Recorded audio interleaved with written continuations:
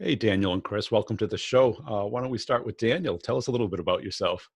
Hi, thank you very much for inviting us. So I have got 25 years experience in business to business and business to consumer marketing and sales, and have been working in consultancy and in-house for global telecoms, media and technology companies. And a couple of years ago, Chris and I were both asked to speak at a customer centricity conference in London, where we both had a shared passion of customer and kept in touch. And then we had the idea for the book about a year and a half ago. Cool. How about you, Chris? Hi, yeah. So I'm co-author of The Customer Catalyst with Daniel.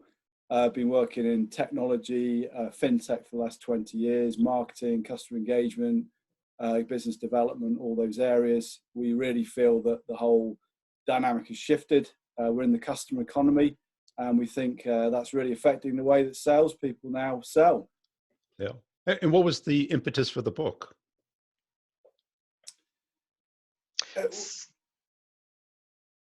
Go on, you go. we thought we had this nailed, right? But yeah, I mean, there's so many things, right? We're in a world where people expect effortless customer experiences. They expect the Amazon way of dealing with a client, with a vendor in everything they do. And in B2B, and let's take software, for example, customers are becoming more and more like consumers in the way they expect a company to operate with them. And that's making it harder and harder in many ways for salespeople to sell, because if the customer's not happy, you could argue no matter how good the salesperson is, they're probably not going to be that happy about buying more stuff from that particular vendor. So that was really the impetus of the book. It's really how, the customer is changing the dynamics of selling. Yeah. And I think adding to that, we've really seen over the last 10 years, the power has fundamentally shifted from organizations to the customer, where it was the product economy, and now we're firmly in the customer economy. So, if you take 10 years ago, pre-social media, pre-internet, the customer would be forced to basically take what the organization had to sell. And they didn't, the customer didn't have that power. And that's very much changed. And I think, a couple of things to sort of add to that. Last year, there's a really interesting point where there's a US roundtable of organizations, very powerful organizations like JP Morgan, Apple. And at that conference that they had last year, they said that they were going to change their main objective as organizations, whether it was no longer purely about short-term sales and shareholder value, and that their purpose needed to be invested in employees, and looking at how they delivered value to the customer. So we thought, actually, for organizations like that to be waking up to the fact that the economy has changed, we thought that actually was quite a pivotal moment, and so we felt there was a real gap in the market for a book to appeal to leaders in the whole organization in terms of how they can better serve customers, which obviously has a direct impact on sales. And what should companies be doing? Well, there's a number of factors there. So firstly, it's about an obsession with the customer right from the very top. Yeah. Brian, in some of your webcasts, you talk about salespeople complaining to their boss about customer success, and they're not really that focused on actually successful. What did you call them? Customer distress, for example. Which is brilliant. It's like salespeople want life easy, right? To a certain degree, they want to be able to go in, the customer's happy. This is what we do. There you go. Boom. In reality, they face obstacle after obstacle after obstacle. Right. And the reason that is because they're in the customer economy, right? So what we're giving the CEO and the exec team is the toolkit to help the whole company really orientate properly around the client. And therefore, the job of selling becomes easier because, you don't have to battle against all the headwinds that you're trying to get through in order to close the deal. And the reality is salespeople are driven by quarters still, right? I mean, I know it's changing, but why can't salespeople why couldn't salespeople have a bigger runway? 12 months, 24 months, right? Isn't there a way that salespeople could be operated or, motivated and incentivized in a different way? I mean, we'd love to hear your thoughts on that too, Brian. Well, because I did mostly startups, and the challenge was at home office, I always called it the bunker because nothing could penetrate it. So, so they would act like in, the World War II, where they were moving like the little pieces on the board. That their hypothesis of what the market was very different than what the market was. Absolutely, you see that all the time. And here's another stat as well. We understood that, in our book we talk about the fact that last year there's a stat that only 30% of salespeople made their target. I don't know what your latest stats on that is, but it's not 100%, right? It's a numbers game. Well, I've had an expert on about compensation, and they target 60%, which means they're purposely building it not to be made. Meaning that if it was 100%, then all the resources of the company would be allocated. So they're only allocating, 60% of the resources there, and they're trying to cover themselves. And then they blame the rep for not making the quota. Exactly. Right? It's a tough life. Yeah, but I mean, this mentality, this paradigm shift that has to take place. Do you think it's possible that people are going to like open their eyes and really start thinking like the customer? I think it's like it's the end of sales as we know it, right? It really is. What I see, and Daniel and I've both been in this world, that salespeople come and go from companies probably every 24 months or maybe 36 months. The turnover is so high and it ain't getting any slower. And that's because the demands are getting greater and greater. They're having to work harder and harder. And in the end, it's like, this is, no matter how good the salesperson is, if the odds are stacked against them, they're just going to move on. Right. And I think that's a shame. I think salespeople actually want to be in their jobs for longer than 24 months. Yeah. That's starting over takes a long time. And I think adding to that, this whole siloed approach where sales is the only custodian of the customer is just so outdated. I mean, what we found in the book is that those silos are breaking down, and the organizations that are genuinely customer led in a much more sustainable way are the ones that where all those traditional functions of HR, sales, marketing have blurred. So there's a really interesting example of the London Clearing House, which is part of the London Stock Exchange. So, you'd imagine it's a very conservative organization, very rigid silos, but because of the financial crisis and the deregulation, they really had to be very agile to succeed. So they have blurred the boundaries about 5 different roles within the business, from marketing, sales, and they basically map sort of 5 different contacts for their clients, and that's working phenomenally well, and they've had phenomenal growth within that. And that is a really good example of the way those boundaries have changed. I mean, in the book, we actually liken what organizations have been, where there's this whole fear about sales within the organization. So we liken it to the Wizard of Oz, where the wizard represents sales and everybody else in the organization is just in fear, thinking that there's some superhuman being. And that has got to change to be able to drive growth, so that everybody is empowered to serve the customer. And it sounds very idealistic, but it's the ones like your Zoom that we're actually using today who have done amazingly well. So Eric Wan, who CEO of Zoom, he has got this whole culture that everyone is responsible for the customer. They make dynamic changes in the whole experience in terms of the product, and everyone is responsible for that. And I think it's no accident that he's got this 99% rating on Glassdoor as the most rated CEO and employee experience. So that is the sort of debate we're trying to get going, is that people need to change. And it has to come from the top. Is that true? Absolutely. Yeah. Absolutely. It's not a bottom-up approach. You've got to do both. You've got to have it infused in the culture and the CEO. Otherwise, you're just pushing uphill all the time. Yeah. And, what we're also seeing is at board level, the really smart boards get the fact that you can't just measure performance based on quarters. You've got to play the long game. And the salespeople that really seem to enjoy their jobs are those that work for companies whose CEOs and boards get that. And we're seeing that more and more. What do you think, Brian? Have you seen similar things? Or yeah. I mean, bottom up doesn't work. I think when you have that maniacal leader focused on that customer, and anything that gets in the way gets bulldozed out, right? Just gets snow plowed to the side. No, this matters. And it is a cultural thing, much more than a functional thing. It's got to be that belief. I mean, I just had a conversation with a restaurant owner, own a multiple chain, and they did this division of labor gone mad. You know, one person would take the order, one person would make the product, the next 3 different people would come over and tell us about the specials. And I was just like, dude, it's a process thing. It's not a people thing. Your process is too much division of labor.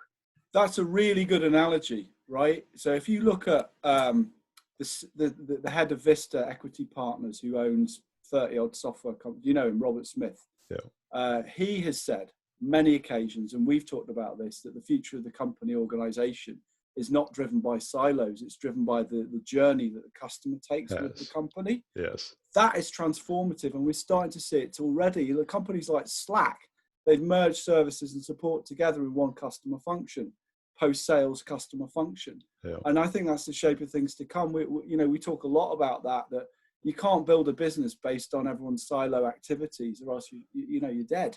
Right. That's not how Amazon operate, is it? You don't care. You don't even talk to people at Amazon. It's still a great experience. It is, and I've got friends that work there, and the maniacal focus on the customer above everything else, and the long-term view. Nobody feels vulnerable about their KPIs. They feel vulnerable about the customer experience. Exactly. And actually, I mean, linking into that about the cultural side, in the book, in the culture chapter of the book, we've got a whole section on Horst Schulze, the CEO of the Ritz-Carlton Group.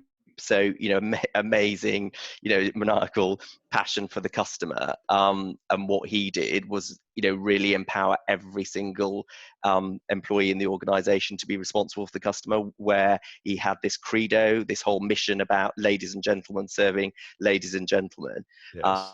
And where they had $2,000 that any employee could do in terms of serving the customer. If he felt there was an obstacle in the way for the guest experience, they would just get on and do it without having to go through like 10 levels of approval, which I think, that was a long time ago, but it's still an amazing organization and has achieved real sustainable growth because of that whole cultural, and empowerment.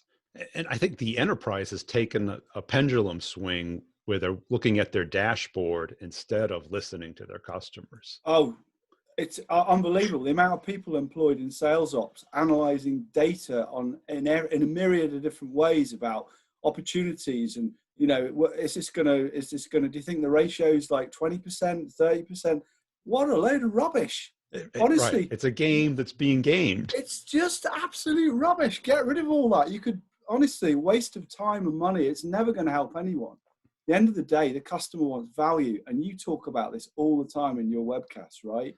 The funny thing is, there's such an inherent desire by really good salespeople to build relationships and satisfy the customer. It's part of the DNA of a really good salesperson. Yeah. They want to do the right thing. And so getting beaten up all the time from management about quarterly numbers and pipeline is not going to help drive the business forward. Right. Yeah, so, because, typically when I'm selling or working with an entrepreneur, they want to know, well, how do I win more deals? It's like you have to give more during the process. You can't just pitch and propose. Right. It's too big of a leap to go from concept to I'm going to change my business. You've got to help them baby step through that and demonstrate the value that you bring. And they go, well, that's expensive. Well, so's losing. Right? Yeah, very true. So's not getting a deal. Yeah. So what do you want? Do you want to play the game short term, or do you want to play a medium term game? Yeah. Do you want to really grow the business sustainably, or just make a few pot shots every quarter? Yeah. The biggest deal in my career, I won because I lived there for 3 months during the summer, integrating our product with another product so that they would work seamlessly together. My company wouldn't do it. The customer wouldn't do it. So if I didn't do it, it wouldn't get done. So I did it by hand. And, you get a $30 million deal. And that never would have happened otherwise. No one's going to believe that, yes, we can. they're like, yeah, sure you can, but maybe we'll look at it next year, or we'll try something else, or, you know, get back to us in 3 months. So do you think it's the job of salespeople to be the ultimate customer ambassador in the organization, Well, Brian? What's your view? Or is it a collective effort across the I think functions? it's got to be a collective effort, but it is a cultural thing. It's a belief system. The Ritz-Carlton Right. thing is a perfect example, because I was at a resort one time and we needed additional towels. So I just called up, and the person I was with looked out the window. Are they here already? And the person who brought them was out of breath. She ran so What right. an amazing experience. How, And you you're know, like, oh, it's okay. Take your time. These aren't emergency towels. They're just towels. Quick, get the lifeboats. Right. But that belief system that my job is to get them what they want, instead of, oh, I'll get to it. And I think in do the today bare with this, minimum. yeah, the silos between marketing and sales and support, engineering and sales. It's like, well, sell what we have. And it's like, okay, well, that market's smaller than this market. Mm. And you need that maniacal leader to really decide that, to decide what market we're going after, and to get everybody on the same page, not just everybody doing what they want to do. Yeah, you know, I'm just building on that. You asked us what's in our book. So again, we're not here to plug a book. We're here to plug an idea, a new way of doing things. And, you know, we believe that if you bring together all these different concepts around focusing the business on the customer, from listening to the client in different ways, it's not just about NPS surveys, most of which don't tell you anything, by the way. It's not just, it's about listening. It's about really understanding what they're saying and acting on it. It's about the culture, as we talked about with Horst Schulze, and it's about customer experience, journey mapping, understand the process they go through across the silos, customer success, advocacy, customer health scores, so using all the data properly so you really understand what's going on, right?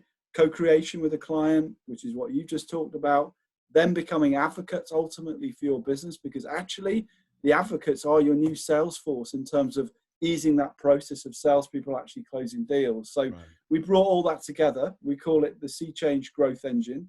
And we think this book is actually going to help the business understand how to orientate themselves around the client.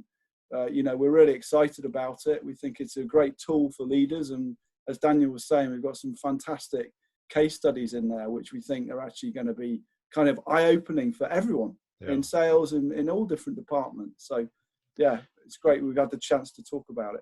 And so it's really trying to have product market fit, where it's really company market fit.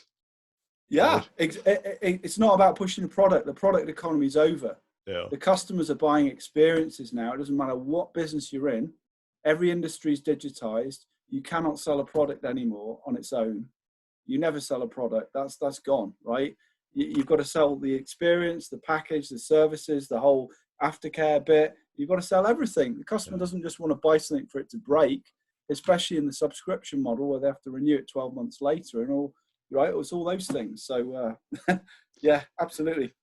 And I think adding to that, I think, you know, being really radical, it is the death of the salesman as we know it. So that's silo. But no, but I add that very carefully with there's a new metamorphosis of that salesperson where it's far more exciting to work across the whole organization to you know, go back to what marketing was meant to be, is all about meeting the need of the customer. So rather than what you think they need. So actually for sales to be leading that charge across marketing, across HR, to get the right skills to serve that customer, that is a really exciting point that we're at.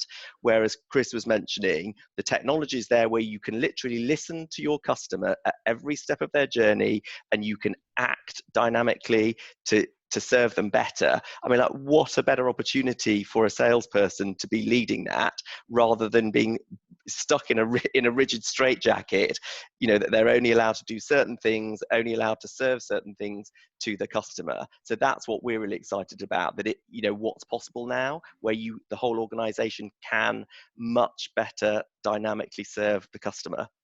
Now, when you go into your clients, what's the common misinterpretations of this? What I see in my current job today is that they don't care about silos. They just don't care. They're like, well, why am I talking to this person? This is a new person that's just come up. I've never heard of this person. Who are these people on this call? Which department? They just don't care. So the biggest problem now is, especially in complex B2B environments, is ensuring that the customer sees that there's a joined up effort across those different silos. So it could be sales that provide that facilitated approach, and some really good salespeople are really good at that, right? The customer success people would argue it's them, but there is an element of, are they the right people to have the right exec relationships? There's all that in there as well. The bottom line is, we have to provide a common united front with the customer. It's really hard, but that's how companies are going to grow in a customer economy. It's not by pushing a product and for it not to work 12 months later. Yeah. And also, it's adding to what Chris was saying, it's about reskilling the whole organization. So from CEOs who 10 years ago thought that they could, do their sales kickoff once a year, and they do their quarterly employee webcast and their quarterly reports to the markets, and then not communicate and not have anything to do with the customer. Those days are over. We found that actually in Europe, the 57% of CEOs of the top 250 companies are from finance backgrounds, and a lot of those people have limited experience of the customer.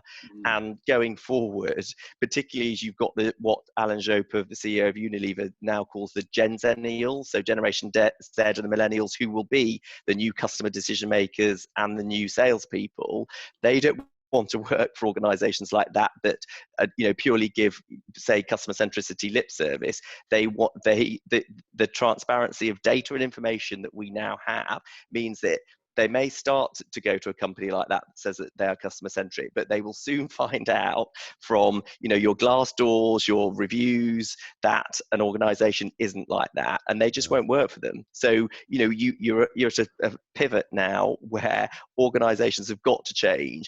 And actually, I think HR has really got to step up to the mark in terms of reskilling the organization, instead of just, for example, the original point where we were saying at the beginning of our discussion was that, salespeople are then shunted out after 18, 24 months. HR has got to push back in terms of the skilling of sales and what the skills are needed for customers nowadays, which I think is a very interesting discussion. Cool. And what will people get out of the book if they invest the time and money into reading it? Look at the toolkit to help them be more successful, to help their business become a real leader in the customer economy, to equip the leadership with the right methods and techniques, and learn the best case studies out there around reorienting the business around the client. It gives it's a talking point for sales, to have a chat with the boss and say, look, really, we're in the customer economy. You're hammering me here, obviously very politely, you're hammering me on numbers, but the customer's not going to buy, they're not happy. And if we don't get it right with this customer, they're not going to recommend us. And by the way, we'll be cut out that market. So, salespeople are constantly trying to give evidence as to why they're making decisions in the way that they're doing it, and why it is quite hard sometimes to close a deal, because the reality is the customer's not ready for it. So they just make it up. They just put stuff in Salesforce that isn't true, don't they? Yeah, and everybody's working off of it. And then it's yet everybody kind of knows it too. So everyone's kind of playing this game. Yeah.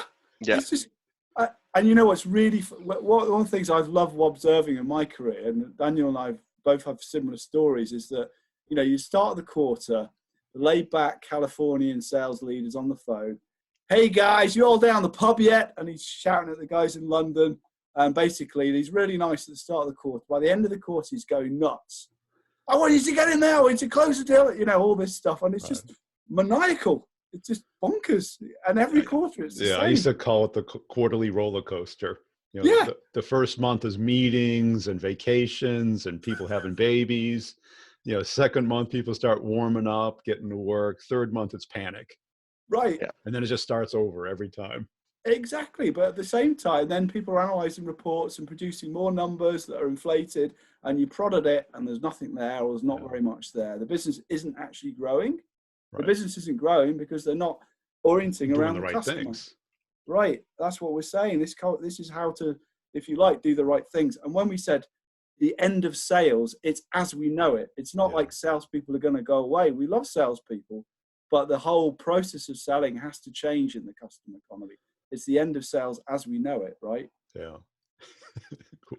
And I would say, just adding to that, in terms of, it wasn't just about a book, because we know people are very time poor. For us, success will be in 2 years' time, if, excuse the pun, but if the customer catalyst is the catalyst to get leaders and the whole organization thinking differently about how to center the whole organization around the customer. And what we were really passionate about doing it is with the C change. So very simply, C representing the customer and the power the customer has. There are 10 elements, the 10 C change growth drivers, but what we'd found is that there were a lot of books that were very academic, that say if you go through steps A to B, miraculously you'll have transformed. We all know that doesn't happen in practice, and because Chris and I have both been customer transformation practitioners for the last 25 years, we wanted to provide a practical guide where it may be one organization in manufacturing might start at culture but end on customer success, whereas a company in publishing might start at customer voice. So what we're saying is it's a framework, but it's a practical framework that will really help you do your job better and be more rewarded and ultimately drive growth, because that's what we're here to do. Yeah. Cool. And where can people go to learn more about you, your book, and your work? Customercatalyst.com. Great. Yeah, with the. We couldn't get customercatalyst.com. It wasn't available. The customer catalyst. It's on Amazon, all good bookstores, but we're happy to chat about it. And we've sold a ton of, over 1,000 copies already, and speaking at various events and so on. So we want this to be fun. We want people to have a talking point, to think about it, and maybe it will help them in their conversations with their sales leaders and so on. Maybe the business leaders will hopefully really take this on board as well. Yeah. And by the way, we'd love to hear your view, Brian, as well. What's your view on all this topic? Does it make sense? Yeah, it's been a passion of mine since early in my career, because when you go into a startup, product market fit isn't really there yet, and what the customer wants, and usually it's a lot of work for you to do it, for someone to do it, and the company doesn't want to do it, the customer doesn't want to do it, and you have this kind of deadlock. So either the sales team figures out some way of doing it, or convincing one or two or both people to do it. And I think you're right on. Brilliant. Yeah. Salespeople they end up having to invent it, don't they, to drive the business forward, and they don't always have the right support they need to make it happen. No, not at all.